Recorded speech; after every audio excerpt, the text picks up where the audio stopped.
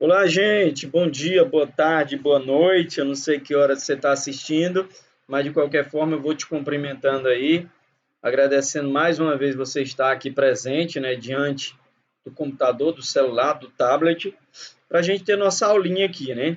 Não é a melhor forma, eu preferiria estar com vocês, vocês também, mas todos já conhecem a realidade.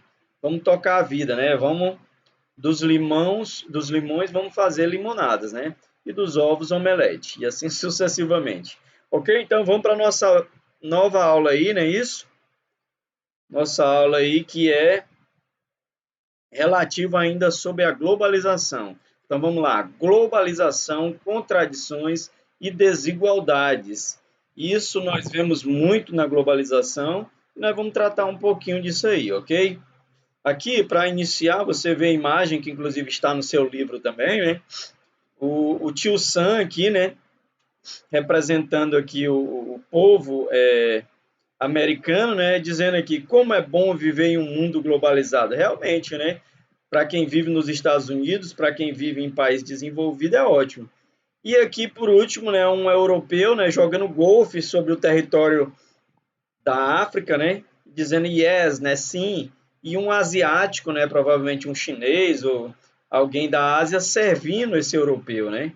Então, para essas pessoas, realmente é muito bom a globalização, ok? Então, gente, vamos. Desculpa aí, eu tive um problema técnico aqui. Ok. Então, vamos seguir aqui o nosso slide, né? Beleza, olha aqui. Podemos afirmar que a globalização. Deixa eu colocar aqui meu ponteiro, marca texto. Beleza. Podemos afirmar que a globalização, né? Que a maioria de vocês, ou pelo menos todos vocês já devem ter entendido o que é globalização, né? A globalização é um fenômeno que contraditório. Aí, primeiro, gente, tem alguém que não sabe o que quer dizer contraditório? Contraditório é, por exemplo, eu dizer assim: nós precisamos votar em candidatos que vão transformar nossa cidade. Nós precisamos é, votar em candidatos nas próximas eleições que são honestos, que não se vendem ou que não compram voto. Aí daqui a pouco você me vê, né, apoiando o indivíduo dentro desse perfil, né, de comprador de voto, de corrupto, de que já aprontou na política. Então, se eu fizesse isso, eu estaria sendo contraditório, não é isso? Da mesma forma, esse discurso da globalização, né? Então, ao mesmo tempo em que possibilita um mundo mais integrado, a globalização, né, mantém milhões de pessoas à margem desse processo. Ou seja, a globalização, ela possibilita um mundo mais integrado. Isso é verdade, isso a gente não nega, né? Através das comunicações, através dos meios de transporte, mas também tem muita gente que está o quê? À margem, né? Vocês sabem a origem da palavra marginal? Marginal nada mais é do que uma pessoa que está à margem da sociedade. A sociedade está correndo como se fosse um rio e ele está ali na margem do rio, só olhando a sociedade passar e não está participando. Então, a pessoa marginalizada não quer dizer que ele é um violento, que ele é um bandido. Ele simplesmente pode estar, ele não está participando, né, do processo econômico e social. Essa contradição pode ser revelada em diversos aspectos. Conheça alguns deles. Então, vamos ver quais são esses aspectos que provam que realmente existe uma contradição. Vamos lá. Uma imposição de padrões, de padrões culturais de países centrais, né? De países centrais sobre os periféricos. Primeiro, quais são os países centrais, gente? Países centrais são os países desenvolvidos, né? Europa, né? Parte da Oceania, Europa, Estados Unidos e Japão, né? E China hoje em dia também. Então, esses países centrais, eles tentam impor sua cultura sobre os periféricos, que no caso somos nós estamos na periferia do mundo, né? Se o mundo fosse uma cidade, os Estados Unidos e a Europa morariam no centro, né, onde tem tudo, onde tem asfalto, onde tem calçada, onde tem todos os benefícios urbanos, e quem mora na periferia seria o Brasil, outros países que moram na poeira, moram na lama, moram sem água, sem energia, etc. Então, agravamento da pobreza, isso aqui é outra característica. Gente, a pobreza, por incrível que pareça, mas no século XX para cá, a pobreza se agravou, né? No século XX para cá, nós temos mais pessoas pobres do que do século XIX para lá. Por incrível que pareça, mas a pobreza é maior. Aumento da pobreza, da desigualdade social. O que é desigualdade social, gente? É aquele que tem acesso à saúde e o outro não tem. É aquele que tem acesso à educação e o outro não tem. Isso é uma marca da desigualdade social. Dificuldade de acesso aos bens e serviços, né? O que seria essa dificuldade de acesso a bens e serviços, né? Ou seja, as pessoas têm mais dificuldade. Alguém pode comprar um automóvel, mas o outro não vai ter dinheiro nem para comprar uma bicicleta. Isso é uma dificuldade, né? Então vamos lá, ampliação de atividades legais, né? Como ilegais, desculpem. Quais são essas atividades ilegais, né? É o comércio ilegal de armas, né?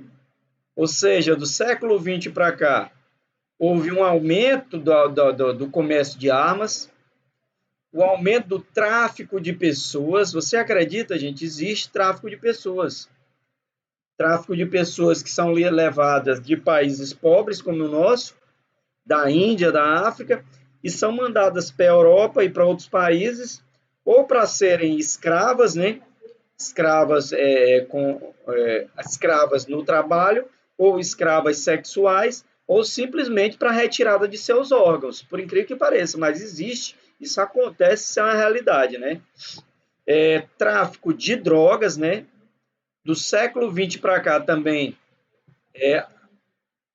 o tráfico de drogas se tornou um dos comércios mais rentáveis e maiores no planeta, né? Exploração da prostituição, né?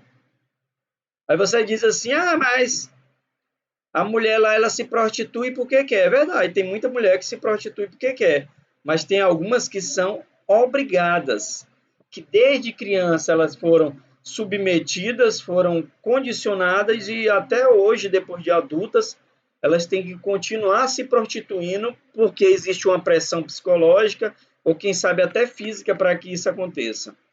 E pornografia infantil, né? Pornografia infantil, gente, é gravíssimo. Então, inclusive, eu digo para vocês, jamais visitem casa de pessoas estranhas, ou jamais visite a casa de uma pessoa estranha porque o coleguinha chamou. Tente saber quem são essas pessoas, porque existe pessoas doentes, pessoas que estupram, pessoas que fotografam, pessoas que abusam de crianças e adolescentes como vocês. Aumento da proliferação de doenças, né? O que é proliferação de doenças?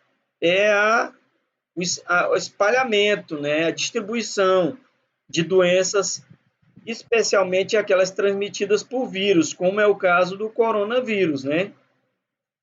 Como? Aí tem aqui alguns exemplos, né? Ebola, gripe suína, febre chikungunya e outras. E no caso a gente já dá o exemplo aí do coronavírus. E por que doenças como essas, transmitidas por vírus, elas têm se alastrado durante a globalização? Está aqui o motivo, ó. Maior circulação de quê? Maior circulação de pessoas. Hoje em dia, uma pessoa que está na China, para ela, por exemplo, vir para o Brasil, ela vai gastar no máximo 30 horas, né, de avião, entre conexão e tudo, ela vai gastar 30 horas para chegar no Brasil. Há 30 anos atrás, ela levaria um dia, dois. Há 70 anos atrás, ela levaria semanas, né? Há 100, 200 anos atrás, ela levaria até meses para sair da China e chegar ao Brasil, né? Então, desigualdade de acesso a novas tecnologias, o quê? Da informação. Então, esses TICs são tecnologias da informação e comunicação, né? E o que são essas tecnologias? São computadores pessoais, telefone celular, internet, etc. Então, o que eu estou querendo dizer com isso? É que nem todas as pessoas têm acesso. Um grande exemplo é agora, né, gente? Você está assistindo essa aula aí, mas infelizmente existem educandos que não estão assistindo essa aula porque não tem um celular com a qualidade, né? Com a resolução, com a capacidade de assistir, não tem um tablet, não tem um notebook. Então, você que está me assistindo, você é um privilegiado, porque existem vários educandos que não estão assistindo essa aula porque não tem como. Então, expansão do desemprego como a substituição de trabalhadores por máquinas e a terceirização de serviços visando a redução de custos. Então, vamos lá. O desemprego, né? O desemprego ele tem alguns motivos. Um deles é a falta de capacitação, né? Às vezes as pessoas não são capacitadas para ocupar determinados cargos e elas não vão trabalhar. Outra é quando, por exemplo, uma determinada empresa cria uma máquina e aquela máquina vai fazer o trabalho daquele trabalhador ou de vários trabalhadores. Então, essas pessoas vão perder o emprego. E existe também a terceirização, né? A terceirização é quando uma determinada empresa ou uma instituição contrata uma empresa para executar determinado serviço. Então, enquanto existia dois empregados de carteira assinada, por exemplo, vigilante. Vamos dizer que a empresa tinha 4 vigilantes para cuidar de sua estrutura.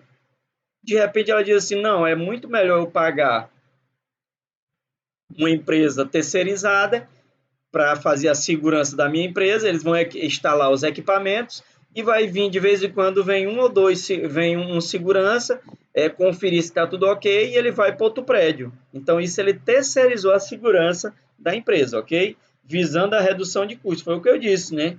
É muito mais barato você pagar, por exemplo, uma empresa de segurança do que você pagar 1, 2, 3 vigilantes para vigiar, por exemplo, sua empresa, ok?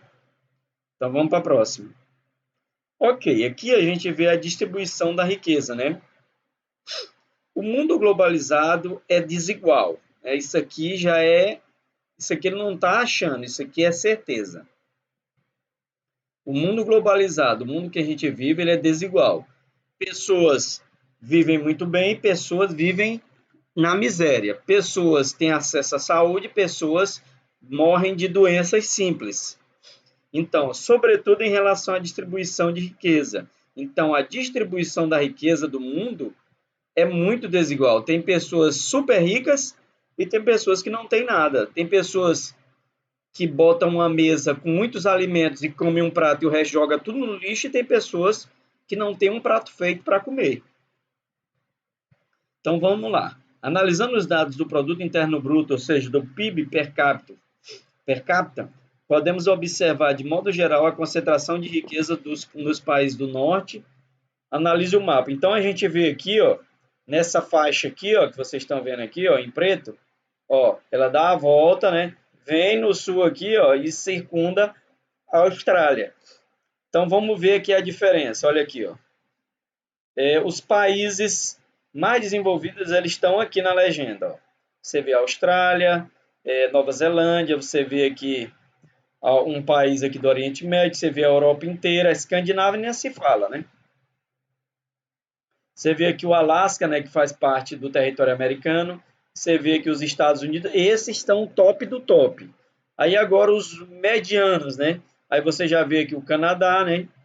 Você vê já alguns países da Europa e da Ásia, né?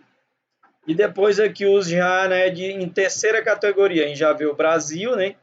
A gente já vê a África do Sul e Angola e alguns países ali, e alguns outros países da Ásia, né? E agora em branco, né? Nessa parte mais clara você vê que os países africanos, né, que vivem um estado de penúria, né? De pobreza absoluta, né? Ok, então vamos para os próximos. Aqui, desigualdade e indicadores socioeconômicos, né? Vamos ler aqui o que ele diz. Considerando as desigualdades socioeconômicas entre os países, a ONU criou esse índice aqui, ó, chamado IDH, com o objetivo de avaliar as condições de vida da população e oferecer dados aos governos e às outras instituições que possam planejar ações visando a redução das disparidades.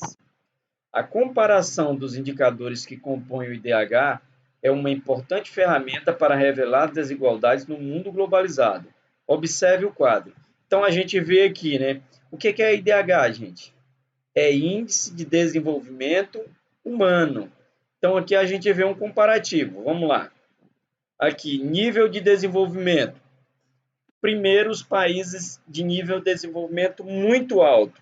Nós temos aqui a Noruega, que é o país com maior índice de desenvolvimento, né? E parte da Europa. Depois nós temos os Estados Unidos, na América do Norte, né? Desculpa, gente. Então, o índice de desenvolvimento da Noruega é 0,953. Nos Estados Unidos é 0,924. A expectativa de vida na Noruega é de 82,3 anos. Nos Estados Unidos, 79,5. Rendimento anual bruto. Aqui, quanto em média um norueguês ganha no ano? Aqui, ó, 68.012 dólares, né? A média de tempo de estudo. Um norueguês ele estuda em média 12,6 anos, né? E aqui um americano, a renda per capita, né? 54.941 por ano. Isso aqui é a média, né? Tempo de estudo é superior, inclusive, ó, o tempo de estudo do americano em relação ao norueguês é maior. Então, vamos lá, os países aí considerados altos, né? O Brasil, que é 69º, nós temos índice de desenvolvimento humano 0,759. Expectativa de vida, né? A nossa aumentou, não era esse número, mas nós temos aí 75, mas bem abaixo da Noruega e um pouquinho abaixo dos Estados Unidos, né? E aqui, agora aqui você vê a diferença, né? Enquanto o norueguês ganha no ano, né, o rendimento nacional bruto, né? Enquanto ele ganha 68 mil, aqui você vê o brasileiro, né? 13.755. E o tempo médio de estudo, o nosso aqui é quase a metade dos Estados Unidos, né? E agora, vamos lá para um médio. A Índia na Ásia, né? Aqui, ó, 0,640. Expectativa de vida é menor do que a do Brasil, né? Rendimento nacional bruto per capita, né? É quase a metade do Brasil, ou seja, é muito pobre. E o tempo de estudo também é menor. Mas um parêntese, né? Na Índia, na média, se estuda menos, mas nas provas, por exemplo, nos estudos em relação à matemática, os indianos estão acima dos brasileiros, né? Aqueles que estudam na Índia estudam melhor do que aqueles que estudam no Brasil, ok? Então vamos lá. República Centro-Africana, né? Esse aqui está baixo, né? 0, você vê aqui que esse aqui já está menos da metade da Índia, né? E aqui, expectativa de vida, né? Ó, 52 anos já é velhinho lá, né? Rendimento nacional bruto per capita, né, em dólares, 663 dólares, baixíssimo, né? Você vê aí que é menos, né, menos de um terço do da Índia, né? E aqui, média de estudo, né, 4,3 anos, pouquíssimo também, né? E agora o Níger, né, que é mais baixo ainda, você vê aqui o índice baixo, né? Expectativa de vida é um pouquinho maior, né? Deve ter um detalhe aqui para explicar isso. Aqui a renda também aumentou um pouco e o estudo é baixíssimo, né? 2 anos, né? Ok, vamos para as próximas. Ok. No geral, os países do norte apresentam excelentes indicadores socioeconômicos, como alta da renda per capita, baixíssimo índice de analfabetismo e expectativa de vida, o quê? Elevado, né? Já nos países do Sul, apresentam, em geral, indicadores socioeconômicos o quê?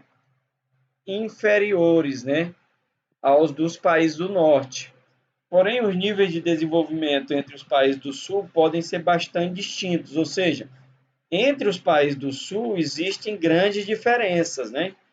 Alguns países como Brasil, México, Índia e China são denominados os países o quê? Emergentes, né? Ou em desenvolvimento, pois apresentam na última década significativas melhorias nas condições de vida da população, né? Então, por causa desses índices melhores, alguns países como México, Índia, China, inclusive o Brasil, né? Eles já são considerados em desenvolvimento, ou seja, eles estão no caminho de sair da pobreza, né? Ninguém sabe depois dessa crise aí da pandemia, né? Investigar lugares. Analise os dados que mostram a evolução do IDH no Brasil a partir dos anos 90. Vamos lá. Ó. IDH nos anos 90, 0611, 064 em 2000, 2010 nós subimos para 027, 2012 subimos para 0736, 2014 0757, 2015 0757, 2016 0758, 2017 0759, né? Ou seja, tem tido um aumento, né? A gente não sabe se é pelas as bolsas da vida, se são esses auxílios, mas tem acontecido aí uma elevação, né? Concentração de renda. Gente, o que é concentração de renda? Nós vamos explicar agora, né? A concentração de renda é outro indicador importante na avaliação das condições de vida das populações de um país. Ela é determinada pelo índice Gini, né? É o índice criado por esse indivíduo aqui que leva esse nome de Gini, ok? Que combina aspectos econômicos e sociais, por média distribuição de renda em determinada população. Ela varia de 0 a 100, sendo mais desigual quanto mais próxima de 100. E agora vamos observar o mapa e ver como está a nossa concentração de renda. Vamos lá, aqui, ó. Maior que 50, né? Ou seja, o Brasil aqui, ó. O Brasil está em maior que 50 no índice Gini, né? Então você vê que a concentração de renda no Brasil é gravíssima, igual é em alguns países africanos, né? E agora a gente vê aqui os países do norte, né? Você vê que, apesar deles serem muito ricos, mas a concentração de renda não é tão grande como ocorre, por exemplo, no Brasil, né? Você vê aqui que nos Estados Unidos não é mais baixa, mas na Europa já existe uma concentração de renda menor, né? Mas o Brasil está no topo de concentração de renda. Vamos seguindo aqui. Analisando esse indicador isoladamente, identificamos que a concentração de renda é mais alta nos países do Sul, né, que inclui o Brasil, e a África do Sul. Por exemplo, o Brasil e a África do Sul estão entre os países mais desiguais, né, do mundo. Isso significa que nos outros países a renda isso não significa que nos outros países a renda seja distribuída igualmente, né?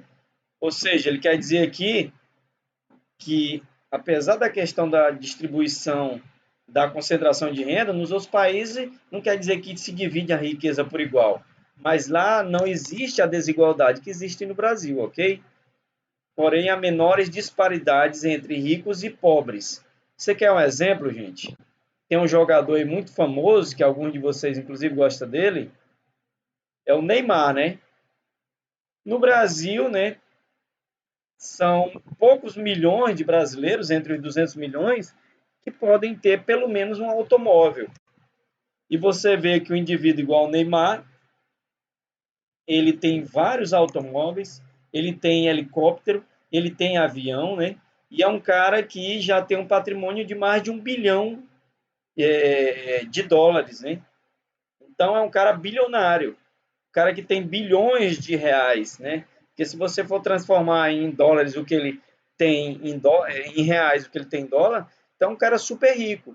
Então você vê que no Brasil Nós temos milhões de pessoas que com esses bilhões do Neymar poderiam viver muito bem, mas eles com esse 1 bilhão só, ele vive, né? E vai morrer e esse dinheiro vai continuar.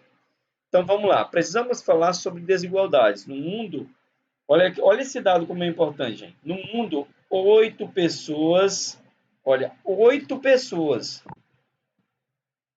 detêm o patrimônio que é a metade mais pobre da população. Olha aí, ó. O que ele disse aqui? Que você junta metade da população, ou seja, você pega, nós somos 7 bilhões, você junta aí 3 bilhões e meio, né? 3 bilhões e meio de pessoas.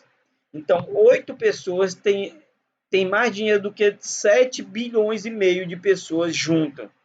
Você vê, é um absurdo, né? Isso no mundo. Ao mesmo tempo, mais de 700 milhões de pessoas vivem com menos de $1,90. Isso quer dizer o quê, gente? Que tem 700 milhões de pessoas no mundo que são obrigados a viver com R$ 2 por dia. Com dois não, com R$ 10 por dia. Então você junta aí R$ 10 por dia, não dá R$ 300 por mês. Então você imagina, você ter que se alimentar, comprar roupa, né? Pagar médico, comprar remédio, né? Pagar transporte com R$ 300 por mês. É nada, né? Então vamos lá. No Brasil a situação é o quê? Pior. Apenas 6 pessoas, ó. 6 pessoas, né? Possuem riqueza equivalente ao patrimônio de quem? 100 milhões.